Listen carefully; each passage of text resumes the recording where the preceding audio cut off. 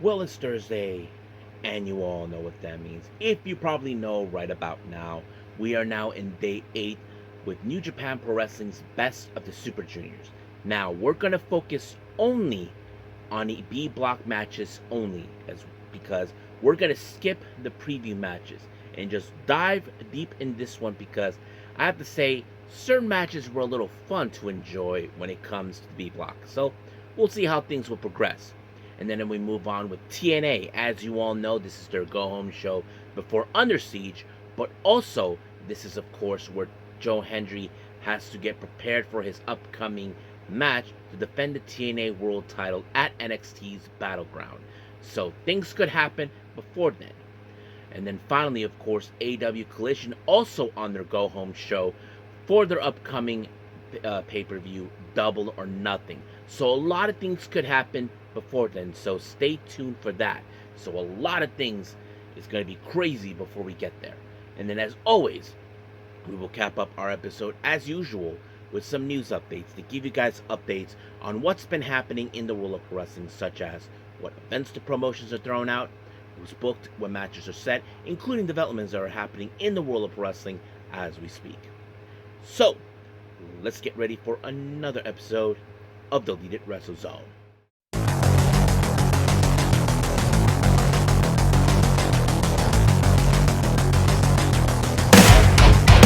Are you ready? Get up, get up! Get up, get up! Get up, get up! Get up, get up! Get up, get up! Get up, get up!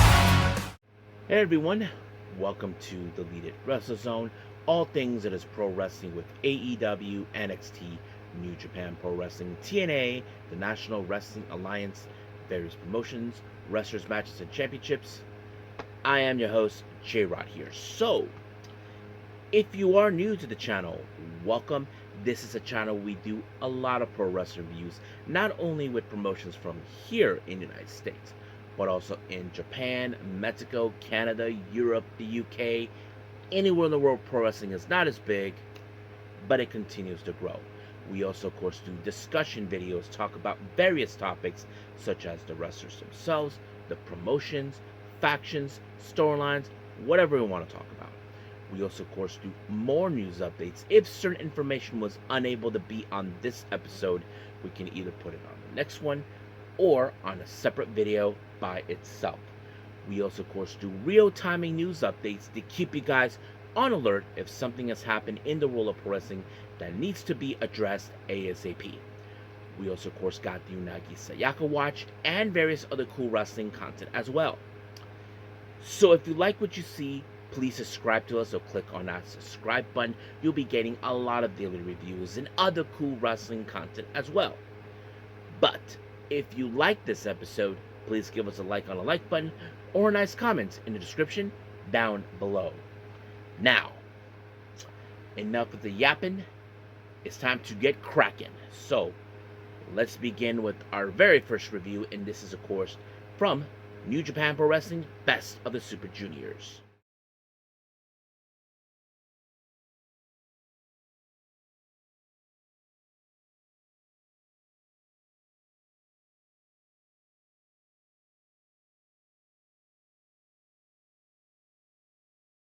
Okay, first review.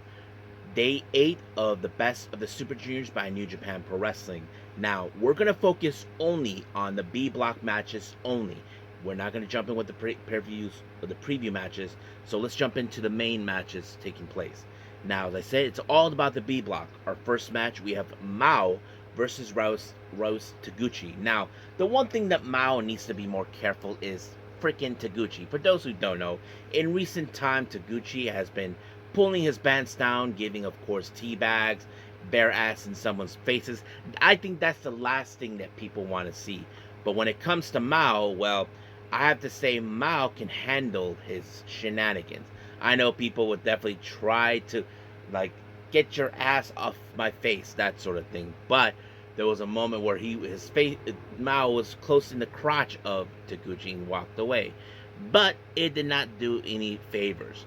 But Mao was able, of course, to get away with this by applying the Styles Clash, and just like that, 1, 2, 3, picked up the win. Even Francisco Caro was like saying, like, it was the most bizarre but exciting match he's ever seen. So, yeah, I mean, when it comes to Taguchi, you don't want to be around him. But nonetheless, Mao picked up the win, giving him the total points of 6, leaving also Taguchi in 6. So the point system right now with Mao, he is currently with 3 wins and 3 losses. As for Taguchi, I believe he has the same thing, 3 wins and 3 losses.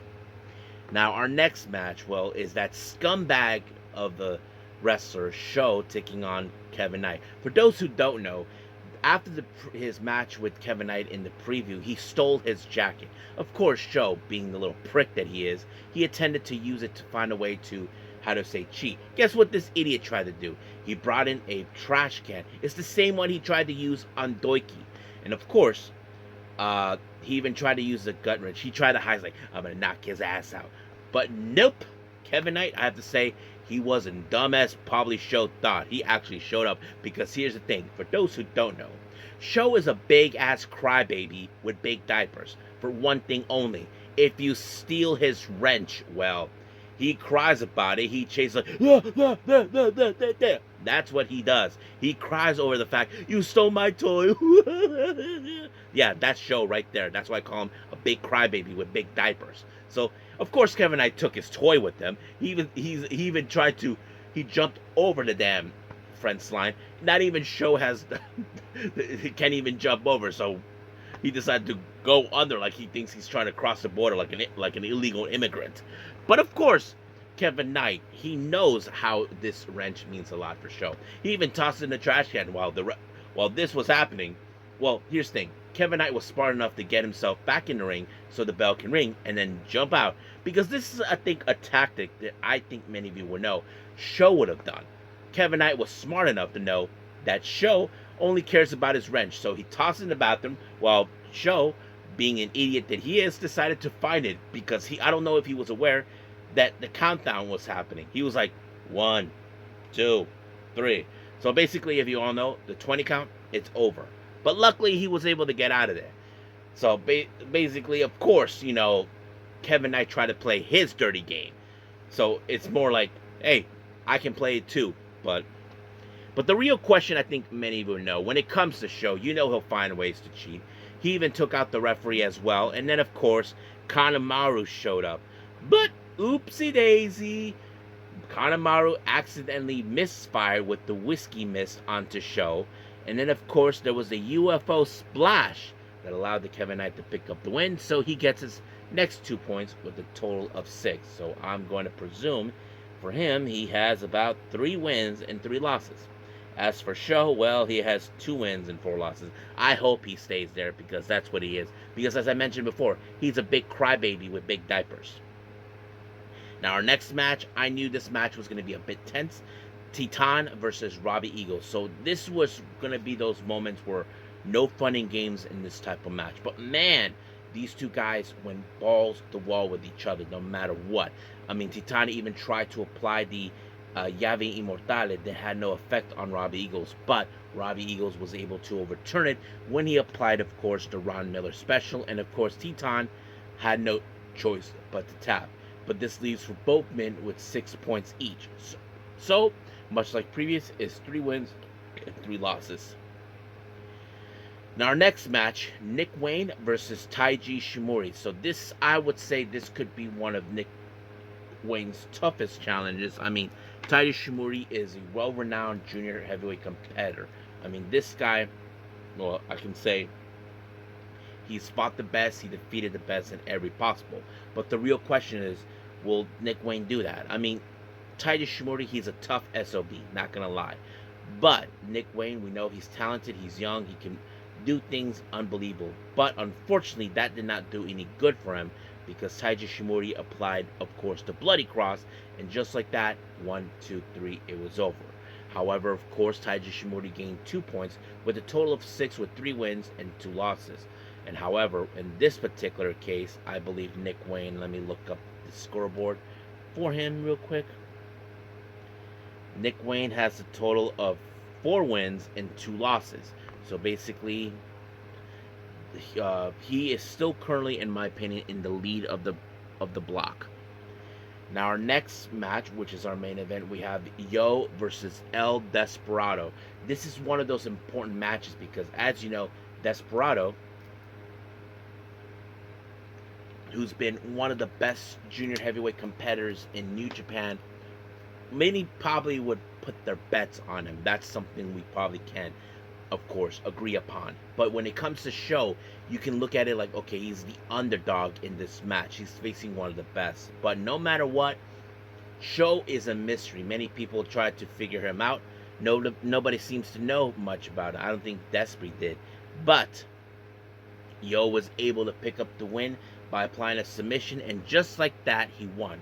So basically, as you know, Show, Nick Wayne, and I believe someone else, if they had an opportunity not winning the tournament, they could most likely line themselves as the next competitors for Despe's IWGP Junior Heavyweight Championship. So we'll see how things will roll up. Now, of course, like I said before, Nick Wayne is currently still in the lead in this tournament, but anything could change before that. So we'll see how things will progress down the road with the best of the Super Juniors. But as of right now, we are officially done. Let's move on with TNA.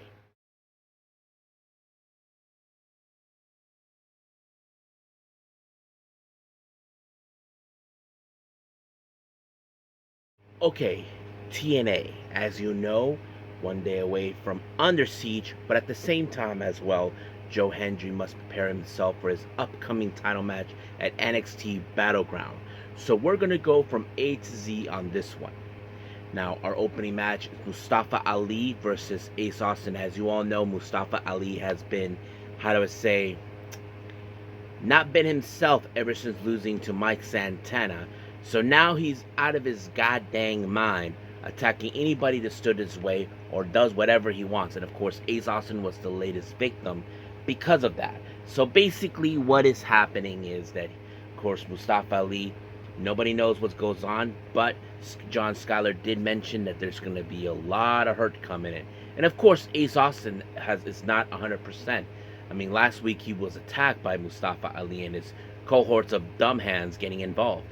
But, however, Mustafa Ali, instead of using his usual arsenal, he decided to use submission move onto the leg of Ace Austin, and just like that, it was over. And of course, we've been watching how unhinged Mustafa Ali has become. Now, Rosemary put out a video promo. As you know, she'll be facing Xia Brookside. As you know, Xia Brookside has a moral compass who's not willing to cross the line. Not to mention, that's what has been going on. We see both promos. Rosemary is dying to see her cross the line. Xia Brookside is determined not to, but we'll see how things will go from there. Now, our next match, we have, of course, tag team action. We have the Northern Armory, Tracy Williams and Judas Icarus versus the Azteca Warriors. So basically, we have Octagon and Laredo Kid. So anything could happen until this match. But one thing is interesting, of course, you got to be careful. The Northern Armory has the precious leader, of course, Eric Young, watching their backs. That's always been the clear-cut case in that. But luckily, they were able to overcome it thanks to the cooperation between both Laredo Kid and Octagon Jr. But it was, of course, Octagon Jr. who picked up the win by pinfall. And just like that, 1, 2, 3, the Azteca Warriors picked up the win.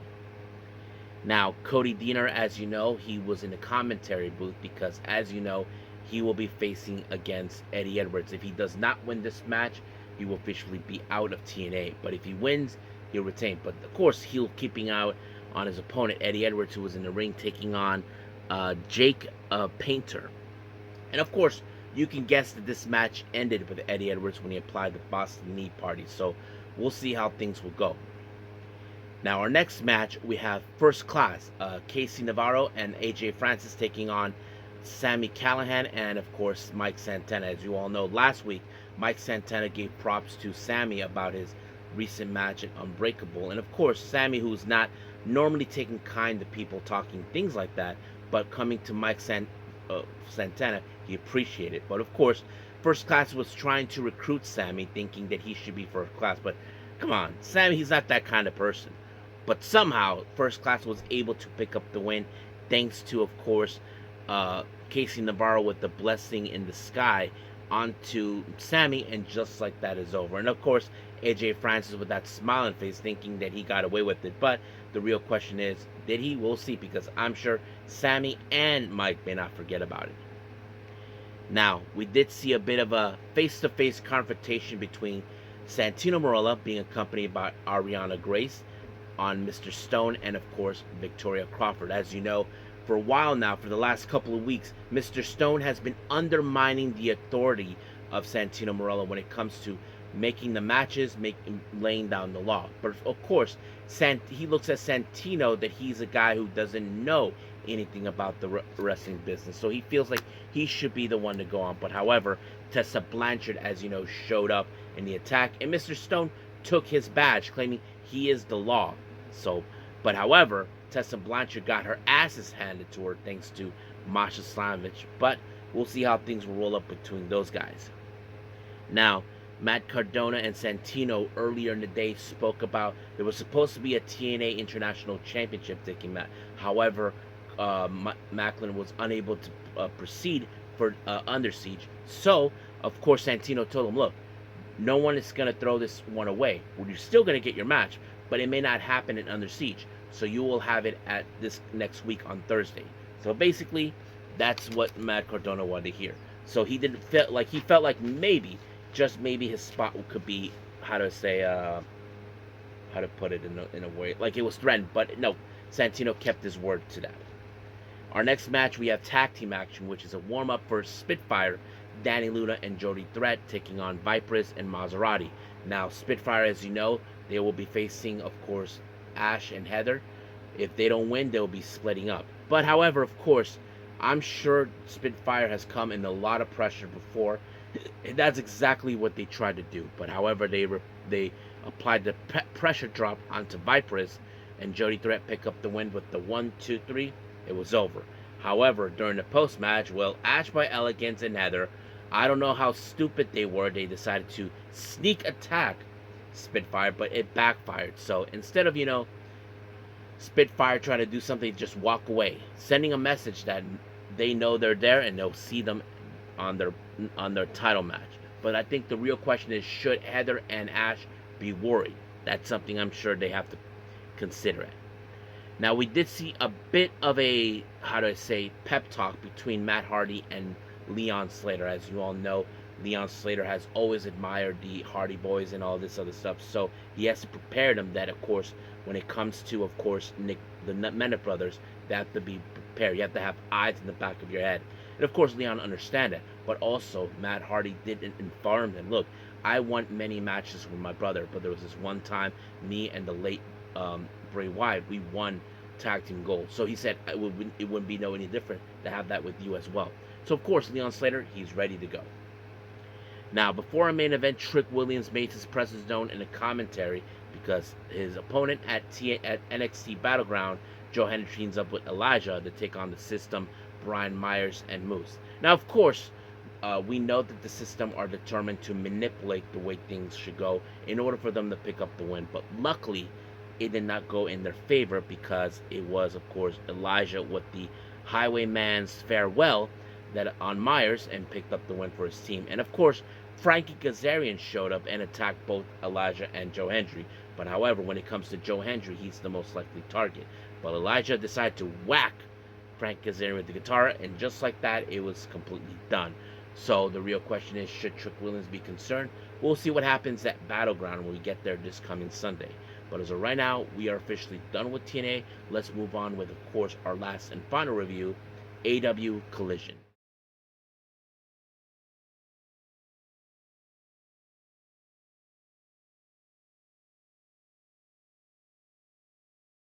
AEW Collision. So many of you probably wondering, why did it happen on a Thursday? This is not the first time, guys, they do this on a Thursday due to some circumstances, that leads to it. Either they couldn't do it on a Saturday due to other programming, that sort of thing. But I'm not too bothered by it.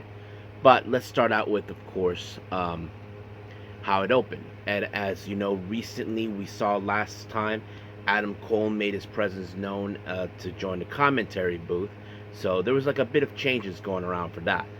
But however, we did open up with FTR along with that idiot Stokely Hathaway making their way to the ring, discussing with Daniel Garcia and Nigel McGuinness, because as you know, there's going to be a match between both teams coming up at Double or Nothing. However, Nigel McGuinness made it perfectly clear. Doesn't matter who wins or loses, this thing between not him and Tony Schiavone, it's over. So basically a squash. But of course, it all hell broke loose as always, so we'll see how things roll up at Double or Nothing. Now, our first match, we have the members of the Don Callis family, Roppongi Vice, and was Takeshita taking out the Outrunners and Banditos. So it's a very interesting thing. As you know, the Outrunners had their dealings with RPG Vice recently when they attacked them out of nowhere. And of course, Don Callis, being the snake that he is, he thinks that they're not a good tag team. Well, we'll see about that, because many people will love to see them as tag team champions. But of course, things did not go according to plan, because thanks to the double team with both Takeshita and Trent Beretta, they were able to pick up the win with the Storm. I forgot what they call it, but it was Takeshita who was the legal man onto Truth Magnum, and just like that, 1, 2, 3, it was over. Now, there was an open challenge for the TBS title, which is not that far off, as you know, because Mercedes Moné, well, Tony Schiavone believes that, of course, that maybe Mercedes Moné was being cocky about this, so she puts herself in an open challenge match for the TBS title against Reina Isis, who is, of course, many people have seen her recently on AEW, Ring of Honor, that sort of thing. I have to say she was very impressive. But however, Mercedes Moné was able to walk away with the win when she applied the statement maker, and just like that, it was over. However, in the post-match, we did see Jamie Hayter showing up. As you know, these two will come face-to-face in the finals of the Owen Hart tournament in Double or Nothing this Sunday. So we'll see how that rolls up. Next up, we have Kyle Fletcher versus Jay Lethal. Now, of course, Don Callis, once again, being the snake that he is, joins the commentary booth. He even questions Adam Cole about his friendship towards Jay Lethal. And of course, Don Callis thinks that friends make you weak, that sort of thing. But, however, Fletcher was able to, of course, walk away with the win with the Brainbuster. And then, of course, Adam Cole got in the face of Takeshita, Fletcher, and Alexander. But luckily, Paragon showed up. So basically, there's that. But unfortunately, the match later turned into the match we were expecting good. Paragon, consisted of Roderick Strong and Kyle O'Reilly, faced the Grizzled Young Vets, James Drake and Zach Gibson.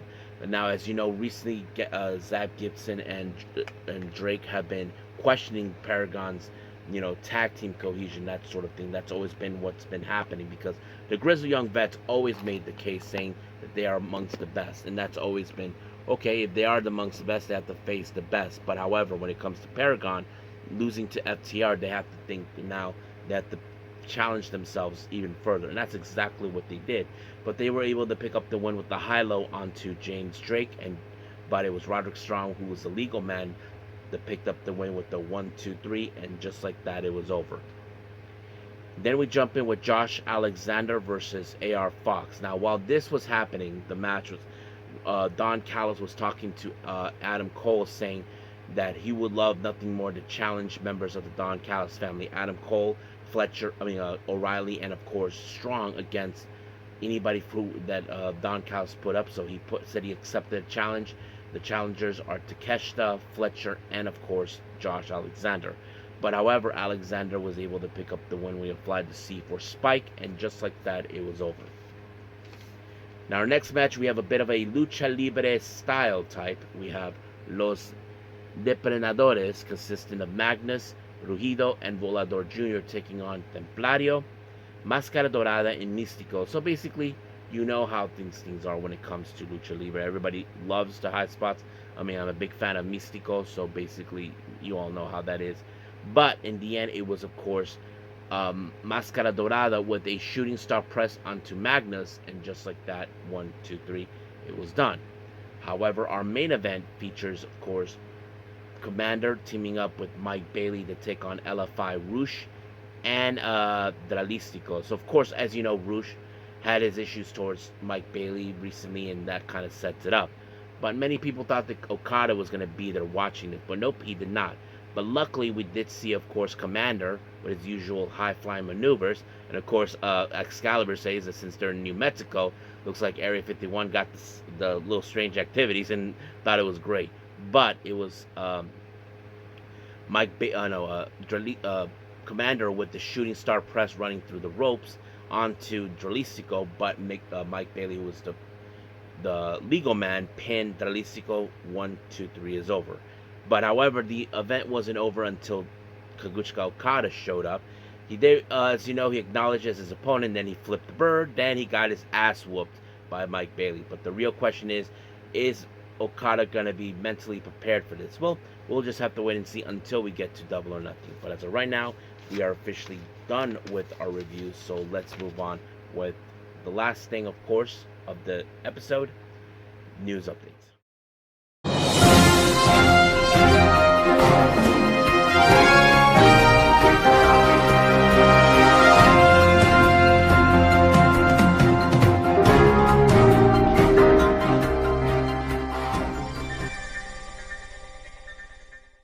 So welcome to our news updates. So let's get started with upcoming events. Of course, GCW, as you know, has 2 upcoming events in the month of July. First one is called Bash Ballpark, which is in Coney Island on the 19th of July. 4 names have been announced that will participate. We have the Amazing Red making his return, so is Mike Santana. But joining them in this, will be Masha Slamovich and Elena Black, known as Cora Jade. And then, of course, as you know, GCW will be making their way across the Pacific towards Japan for a 3-day event from July 28th through the 30th. And, of course, 4 names have been confirmed for all 3 shows. First is Effie, Acticus Cogar, Matt Tremont, and Microman. Yep. So, that's pretty much it, what's going on in GCW world. Now, by the time this video is already out, it already happened. Yoshi Promotion Diana has announced for the Poste Amistad event, there's going to be a tag team match, and this one features, of course, Yuri Him, who is one of the rookies in Stardom, making her official debut outside of Stardom. She teams up with Yuko Sakurai from, of course, Colors, and once an ally to the Cosmic Angels. They face Debbie Cattell and Yu. Now, later on this month, on the 25th, we do have the Gokuatu Matsumi taking place in Shinkiba, which is announced for the main event, a 6-woman tag team match. We have Ayama Suzuma. She'll be teaming up with the members of the Cosmic Angels, more specifically Sayaka Kurara and Natsupoi. They take on Natsuko Tora, Zap, and Dump Matsumoto. Now, recently, as you all know, this is not the first time, of course, that Kurara had to deal with, of course, Dump. Last time she got whacked in the head plenty of times, and I'm sure she will love nothing more to get a little payback for that. Now, as you know, West Coast Pro has their much recent event, upcoming event on the 30th of May, when the lights in the city go down. There's a 3-way match between Miko Alana, Maggie Lee, and Sandra Moon. So yeah, that's happening for that. And then, of course, we have Texas promotion called Metroplex Wrestling in Redford, Texas. For anybody from the area, you may or may not have heard this. The Pink Striker Mayu Yamashita will be making her debut. So if you guys want to see her, go see her. House of Glory has announced for their upcoming event on the 7th of June. We do have, of course, the Puerto Rican weekend. They announced, of course, Tomohiro Ishii will be participating, so it's interesting. So I can't wait to see. MLW has announced for the Summer of the Beast on the 26th of June. The MLW World Heavyweight Championship will be defended. Matt Riddle defends his belt against Kenta, so that's going to be interesting. Now, as you know, there's going to be a bit of a show produced by Tanahashi for New Japan Pro Wrestling on the 29th of June. He announced that he will be teaming up with Naomichi Marufuji, where they take on Ryohei Oiwa and Kaito Kiyomiya, so that's going to be a lot of fun. Now, a match has been announced for the upcoming Maple Leaf Pro Wrestling for July 5th, called Resurrection in Montreal. The Bullet Club Civil War continues. The Good Brothers, Carl Anderson and Dog Gallows, take on the War Dogs, more specifically David Finlay, and Jola Maloney. And then, of course, as you know, we do have the upcoming Sareee-ISM Chapter 8 that'll take place on July 14th in Shinjuku Face. The card has been announced for this particular event. And let me pull it up for all of you. That way we can get it done.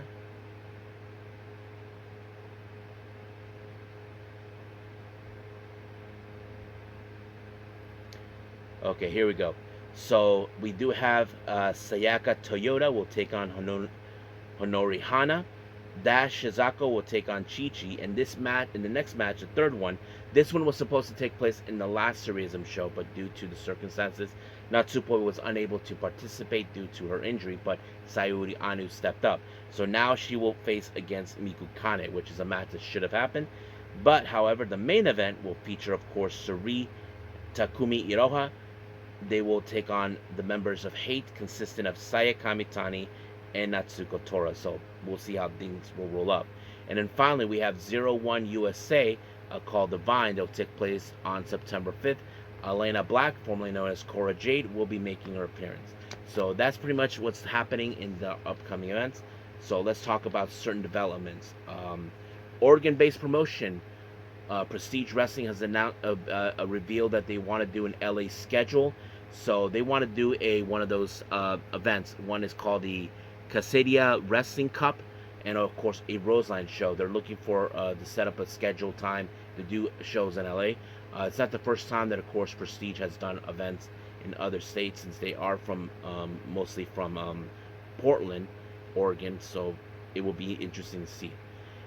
Scott D'Amore recently went on his podcast called the D'Amore Drop and had a couple of subjects that he had talked about. Amongst them was, of course, Ace Austin. It was revealed that Ace Austin is now no longer has departed from the promotion amicably, and he had some things to say revolving that. Let me pull that up for all of you. This is what he had to say. Nothing has been said publicly, but Ace Austin's contract with TNA has come to term. Ace decided to leave is amicable. He's been barely out of his teens. He's ready to step up. I signed him and everything he's shown since, confirming that Ace Austin becoming massive star indeed inevitable. He's ready to take for that next step, and I think it's time for Ace Austin to go all in on proving where it is gonna be. So I think many people may question where he goes. Some people would probably say he'll probably go with AEW. Others say no, he'll go with WWE. So we'll see what Ace Austin would go. However, that's not the end of the discussion in Scott D'Amore's podcast, the D'Amore Drop. He even talked about CM Punk. He said that he was determined to sign him to TNA after his run with WWE, and this is what he said about that. It wasn't well kept secret that I tried to sign Phil to TNA. Things were with AEW fell apart. I knew it was long and short. I knew I was asking him to work in smaller arenas than he had a long time. He listened. He was interested. He never been a big time TNA once, and he conducted himself the way he watched professional wrestling. Ultimately, he went back to WWE, which of course is where he belongs. So, of course, D'Amore's not bitter about the fact that he wasn't going back to WWE. I mean, it was expected, but I mean, for those who don't know, CM Punk was really part of TNA in the early years, but he wasn't a big wrestler like you would have imagined. But yeah, so that's what really happened. So that's what Scott D'Amore said. I know there's been rumors and talks about that, but it looks more like it's been confirmed that now the stories that TNA were attempting to sign CM Punk, well, it's now been confirmed from that. So we'll see. Well, we see what's going on with Punk right now. I don't see him going to TNA that much, but we'll see. So as of right now, let's call it a day. Okay, I hope everybody enjoys this episode. Coming up, as you know, we have TNA Under Siege and, of course, Ring of Honor. So I may keep those as a priority. There's any other events I might review, I don't know. I'm still behind on the Yoshi Wrestling events. We'll catch up with those as soon as possible. But as of right now, as I say, Ring of Honor and TNA Under Siege will be the primary. So we'll see what happens after that. But as of right now, we'll end things here. But until then, I will see you guys in the next DWZ time. same DWZ channel. I must bid all of you adieu. So, goodbye, mwah, and have a nice day. Bang.